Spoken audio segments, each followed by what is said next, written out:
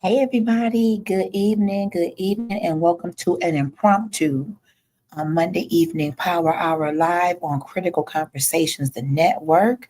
Come on in if you're free.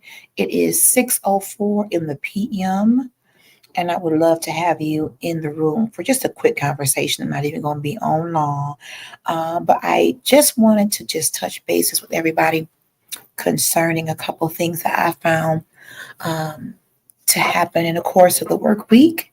Of course, I want to make sure my calendar writes out there. Are you using your calendar? Are you putting your appointments, your work schedule? Are you putting everything you're supposed to have in your calendar? Hi, Cheney girl. Good evening. How you doing, sister? Thank you for joining. So I haven't even left work yet. I wanted to just talk for a minute and kind of ease my mind. How was your day, Sister Kainisha? How was your day? How was our day? Put in the comments. Hello to everyone. I have to be very honest about the day.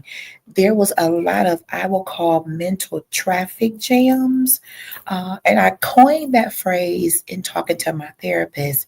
When you're doing a lot and a lot is coming at you at once, and if you can visualize a traffic jam where cars are bumper to bumper, that happens to me mentally. Can anybody relate to that? A lot of thoughts are coming through your brain. A lot of tasks are in front of you. You just got off work. All right. I hope you are home relaxing, sister. Have you ever experienced just a lot of information going through your mind at one time? And for me, it feels like a bumper to bumper traffic jam. The worst traffic jam ever is not moving. If there is any movement, it's very minimal. And from what you can see, you don't really have much movement happen even in front of you. That happens to me sometimes. And when I told my therapist that, she says, "Oh, I like how you put that because that's how it feels." And what happens to me, I can't speak for you, but dealing with anxiety, I have to make a decision. That's what it is, sister. It's information overload. You have a line of people in front of you. You got a phone ringing. You got a fax machine fax. You got people standing near you. There's all these different things happening. I believe the human mind is only designed to handle so much at one time. Picture a road, a 3-lane freeway, and there's 3 lanes going one direction. Okay. There only could be so many cars going down the lane at one time. Yes, sister, it does. Why do you think traffic jams in the natural occur? So many cars using a little piece of road at the same time. Traffic jams occur in the morning. The average person goes to work between 7:30 and maybe 9, and then in the evening between maybe 3:30 and 6:30. So at those types of times, the traffic is more than likely going to be really crowded on those highways that get a bunch of traffic. So you're 94, 96, 275. These these roads here in Michigan, we know which ones get the heaviest traffic. 94 is a cross country, a cross state highway. So 94 goes different ways. 75, trucks, cars, motorcycles. So when you have these and don't have construction, don't let one lane be closed. Don't let one exit be closed. Don't let an entire section of the freeway be closed. You're going to have that much more traffic because everyone is trying to detour the same way. Well, guess what? It happens in the mind. It happens in my mind. I can't speak for you. But what I want to talk about, what are some of the things that we can do when we experience a mental traffic jam? One thing that I've learned how to do is stop. I stop. It is not an abrupt stop. It's not something that you can see me stop. I'm just inside of me. I am taking a very deep breath. Inside of me, I am saying, Jesus, the very Christ of my life, if you don't help me clear this mental traffic jam right now, I'm going to grab my purse and I'm going to go get in my car. But I want to be able to come back to this place. So that's not necessarily an option. Okay.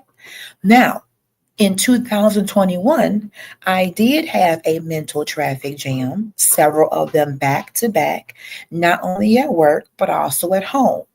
If you're dealing with a spousal situation on top of a work situation, on top of a health issue, those become mental and physical traffic jams and relationship traffic jams. So just imagine having all of those at one time. So what happened to me in 2021 is I uh, broke down. I literally lost track of my thoughts, lost track of my words. When I came to, I had moments where I was in the middle of a street dumping my purse out on the ground. Yes, I had moments where I got violent. I had moments where I screamed because I could not clear the mental traffic jam. I may not have been strong enough to call on Jesus. I don't know what happened. It became such an overload, ladies and gentlemen, that it caused me to have a snapping moment. I didn't hurt anybody, not to that extent, but it definitely took me out of my character. And since then, after seeing a therapist, after taking anxiety medication and depression medication, I am now extremely careful. When I feel that traffic jam, sister, I'm telling you, I'm telling the truth and I'm shaming the devil on this Monday evening. So when you see the cars in front of you on that traffic jam and you see the red brake lights, that tells you traffic jam ahead. So you either gonna pack your patience and put on your brake so as to not hit somebody, or some of you all get real crazy and get on the shoulder and ride that out like it's a lane, risking harm, danger, tickets, and everything else. Okay? So just like any other traffic jam, when you see it coming, that's when you have to make an internal decision. I got to call on Jesus, take a deep breath. This is also what I do when I have a traffic jam.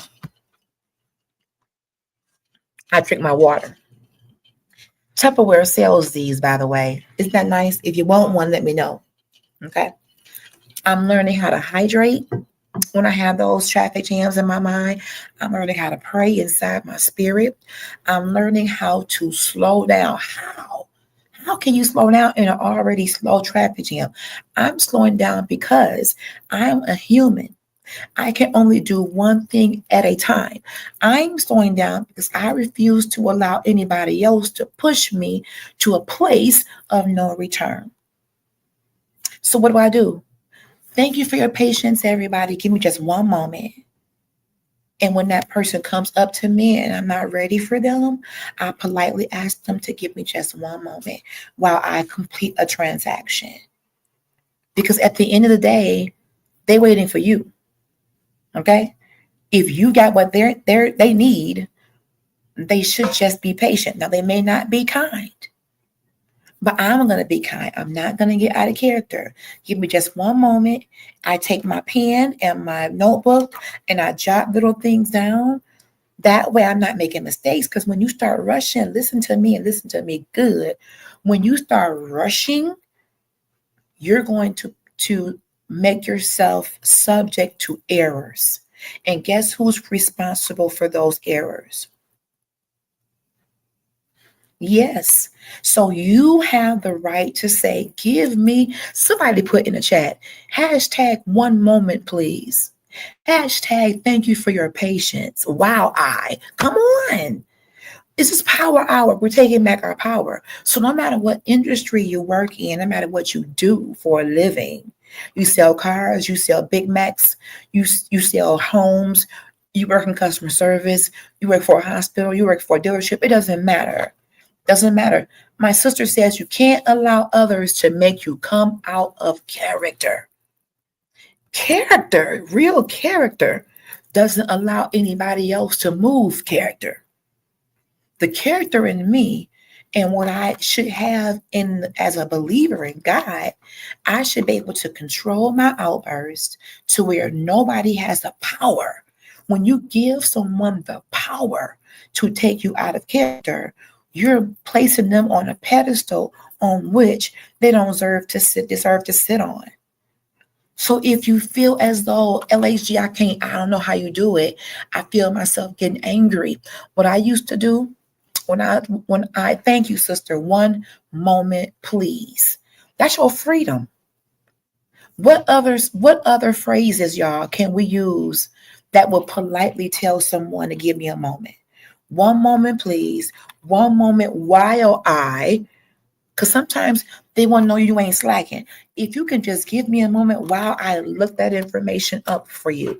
One moment. I don't have an answer for you, Mr. Johnson, but if you give me a moment while I ask someone. So sometimes letting them know what you're doing for them will buy you some time. Not everybody, but it can buy you some time. Okay. But if you can think of any other polite phrase, what you don't want to say is, wait a minute.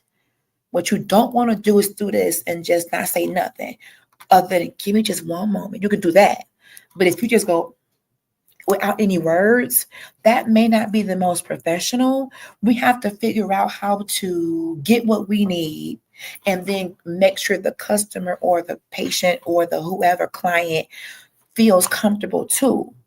Okay. I say the phrase, one moment, please. Thank you for your patience about 300 times a day. It's in repeat in my mouth because you also have to remember to treat someone the way you want to be treated. And when the line is long and you're waiting to get in your appointment, or you got to be at work, or the kids are bothering you, you can't get a little antsy. So we do have to put ourselves in the place of the person waiting and have a little patience with them. It's a two-way street. So as you build rapport with people, okay, when you see them waiting, you see them, thank you so much for your patience today. We're a little short staffed. We're a little, behind a little bit. So if you don't mind just giving us a moment, I really thank you. And then when they do get to you, thank them again. Can someone put in a chat, thanks goes a long way. When you acknowledge that a person has been patient when they don't have to be, they will be even more patient with you. This is basic stuff tonight. So as you deal with this mental traffic jam, what I suggest is what I've been doing. There we go. I received your request. I'll check into that for you and get back with you shortly. There it is. You are acknowledging I got it. So if you're wondering if I got it, yes. Because if you don't say that part, sister, great point. Did you get it? Did you get it? Did you get my email? Did you get my voicemail? I got it. I received it. I will definitely check into it and get back with you. That one phrase, those two sentences, acknowledges what you received, gives them an idea of what you're going to do, and a timeline. Come on. That's what you got to do. And don't underestimate if you need an hour, if you need a day, if you need 2 business days to get back with the person, please tell them. I'd rather you overestimate than under. And if you don't give an expectation at all, trust me, they're going to keep calling you. Please know. We got another great comment. Remember not to take your frustrations out on anyone else. Allow them grace like you want them to give you grace. Grace is a two-way street. You want to be the giver of grace and the recipient of a person's grace. So you also don't know what kind of day they've had. If you're in the medical field, say you work in emergency, people are coming in sick. So a sick person ain't going to want to wait long. I'm sick. I don't feel good. I might pass out. So having me wait too long in an emergency room, yeah, you're probably going to get an upset LHG. I'm going to just tell you that now. So depending on where you work and the circumstances of why someone would contact you, you definitely got to add some extra. Yes, always ask for a deadline for when they require feedback. You want to know what their deadline is, when do they need it, and then turn around and say when you can give it.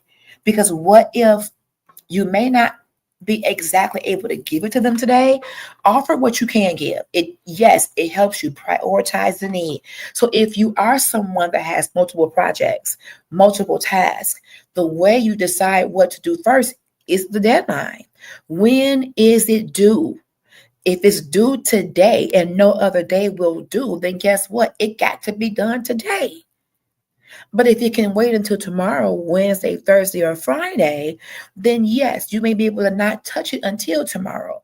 So for those who wonder, well, how do you balance priority? You give everything a priority. So when your boss is giving you a project, they need to give you a deadline. When your supervisor is asking you to do something, okay, should I stop doing that to do that? Okay, because I want to make sure, because I'm already doing that.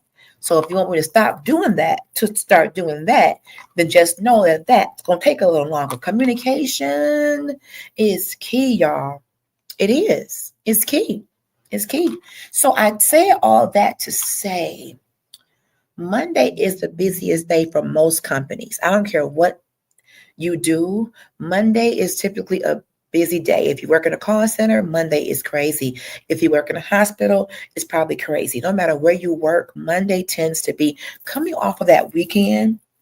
It tends to be that day you get some of everything. I worked in a department that was 24 hours a day, 7 days a week. But instead of calling us on Saturday or Sunday, they would wait and call on Monday because they assumed we were closed. Claims never closed in that department. They may close now because I ain't been there in 3 years and I'm not there. But we were 24 hours. But people didn't really believe it, I guess, and would wait until Monday to call in claims. If the accident happened on Saturday, they'll wait till Monday. I don't know why. But you have to govern yourselves accordingly if you work in an office.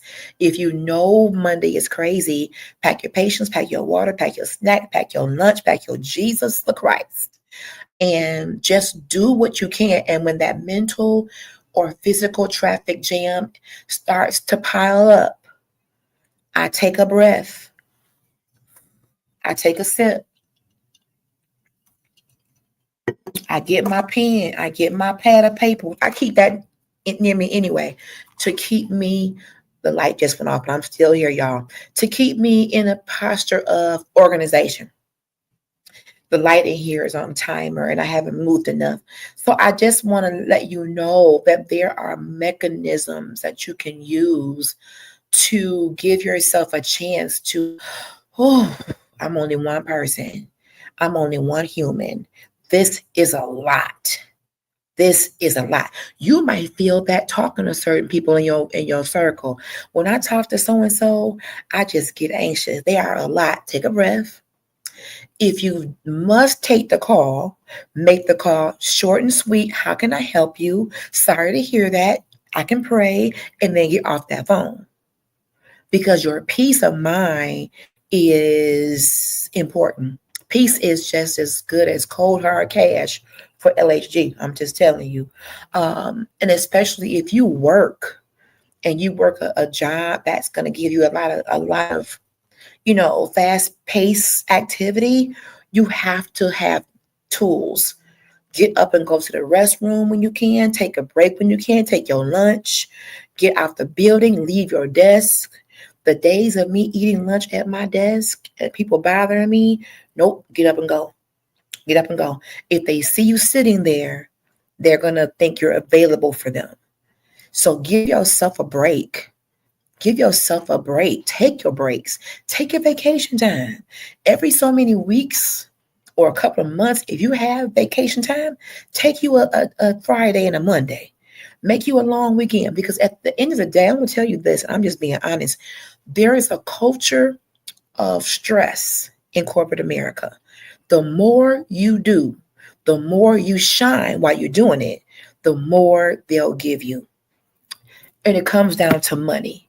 If you are showing them that you'll work 10 hours, no breaks, no lunch, and do work right, guess what? They're going to keep giving you work that way, because you're showing them, you're teaching them that you are invincible. I did it. That's what led to my breakdown. I came in early, cut the lights on. I left late, lights off. I worked through lunch. I was helping everybody. Hi, Tanya, can you? Sure, got it, on the way. But guess what? You're one person. So that goes into another subject. Some of us have a people pleaser that lives in our belly. We just want to please everybody. We just want people to be happy with us. We just want people to be able to say, good job. But guess what? To what detriment though? At what cost? Yes, you may be the queen of whatever, but you're tired, broke down, back hurt, neck hurt, you disgruntled inside, all because you're trying to show that you can be the be all end all. No, lies, lies. Okay, you are one person. So the best thing I can say is, as a united front, dear people that work in corporate America, we need to stick with our 8 and skate. We need to stop taking on extra that is harming us. We need to be honest when we have reached a limit. Okay? I do go over and beyond so much. It's me. It's intrinsically who I am. But I've learned in my 30 plus years, you only can do so much before you just crack.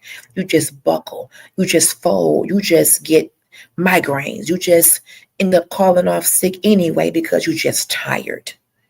So when those mental traffic jams come, you're going to have to slow down, organize yourself, gather yourself, drink your water.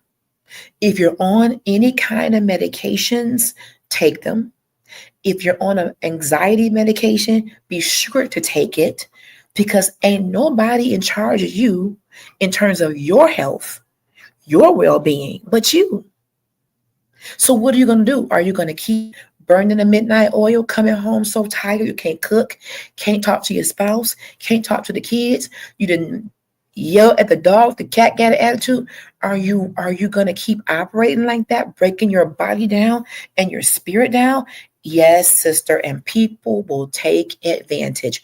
When you have shown them that you are Wonder Woman, Batman, Spider-Man, they will continue. Oh, just one more thing. Oh, call Tanya, she'll do it. Oh, call Kanisha, she'll do it. Stop it. Stop it. Stop it. Who doesn't want to get accolades and those great performance reviews about how you've just been just so amazing? I love that, but it costs. Who doesn't want a good raise? It costs. You need to work within your job description, the confines of what you're able to do. And if there's anything beyond that, if you can't do it, if you're not able to do it, if it's too much, say so. Say so. So I'm not going to be on here long. I just wanted to come in and just hang out with you for a minute. I did have a great day, but this day was a lot. It was a lot. And then you make sure when you have those days, if you have concerns, talk to your manager. Yes, I love what I do, but today was a lot. Can we talk about how we can maybe collaborate to where we're not so stressed? Because stress for me, stress kills. I will not let it kill me. But it gives you, I think stress takes days off your life. I do believe that stress can be our kryptonite. Stress can literally change your attitude if you don't handle it the right way. I am about to be 50. What stresses me now is not the same as what I could handle when I was 20. So I have to realize I am changing. I am changing. I'm changing. What I could handle multitasking before, child, multitasking is of the devil. I don't handle it like that anymore. One thing at a time, please. I can't do 30 things at a time anymore. I know my limits. I also know what I'm worth, and I refuse to go backwards and allow myself to be backed into a corner where I am fighting for my life like I did at my previous employer. No, just no. No. So we have to be mindful of ways that we, me and you, can relieve ourselves of stress. Don't wait for the employer to come up with a plan for work-life balance. They probably never will. They don't think you should have work-life balance. You create your work-life balance, people. You create it. If it means doing a day off every 3 weeks, if it means doing a week off every 3 months, do it. If it means speaking up for yourself, saying, hi, could you not put me in an 8 o'clock meeting? Could you not put me in a 4:30 meeting? Come on. Speak up for yourself. I'm not saying take your earrings off and not give you buck. You want your job, right? I'm saying professionally. One moment, please. Professionally, what did my sister say? I received it. I'll check into it. I'll get back with you shortly. And put a time on it. I'll get back with you within a business day. And put a little extra in case you need it, because you can get busy. All right? So meet me back here on Wednesday, May 7th. We're doing the birthday podcast for me. The 50th is on Saturday, but we are celebrating this Wednesday. If you want to stop by, feel free. We're going to have some fun, talk, reflect. God has been good to me over the last 50 years. So meet me back here at 7 p.m. on Wednesday, May 7th.